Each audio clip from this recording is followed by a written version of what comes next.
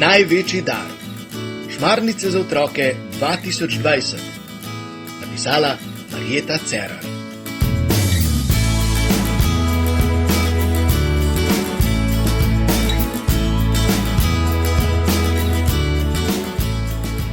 Sedemindvajseti dan šmarnic.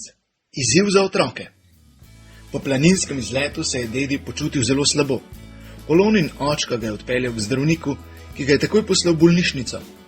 Njegovo srce je začelo popuščati in potrebna je bila operacija. Dedek je pred operacijo prejel zakrament bolniškega maziljenja. Po obisku v bolnišnici se je Polona stisnila k njemu. Zaznala je enak vonj kot pri Joštu, ko je bil krščen. Dediju je rekla, da diši po Jezusu. On je odvrnil: če je tako, potem bo pa vse v redu. Vendar se ni izteklo po načrtih. Okužil se je z bolnišnično bakterijo. Tistega večera smo dobili dobro novico. Dedku se je stanje začelo izboljševati, vendar je bila pot do okrevanja in popolnega zdravja še dolga. Babi je sklenila, da bomo v družini opravili 9-dnevnico za dedkovo zdravje.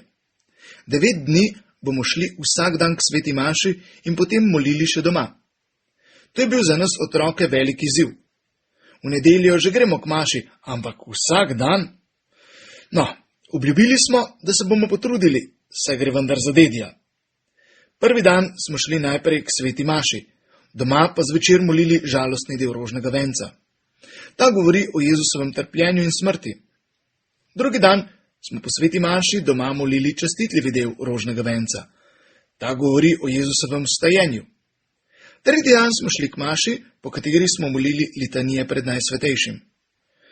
Najsvetejše je Jezus monštranci. Monštranca pa je zlata posoda, ki je podobna soncu. V njej je bela hostija. Litanije so posebne molitev posvečene Mariji, Jezusu ali kateremu drugemu svetniku. Sestavljene so iz posameznih vzklikov in odgovorov nanje: Marija, zdravje bolnikov, prosi za nas.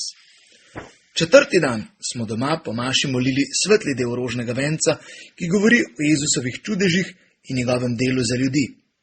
5., 6. in 7. dan smo ponavljali dele rožnega venca.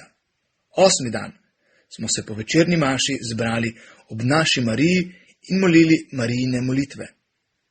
Otroci smo zmolili molitve Zdrava Marija, o Gospa moja, angel Gospodov in spet Zdrava Marija. 9. dan zvečer je župnik daroval mašo za dedijevo zdravje in nato prišel k nam ter skupaj z nami molil vse dele rožnega venca.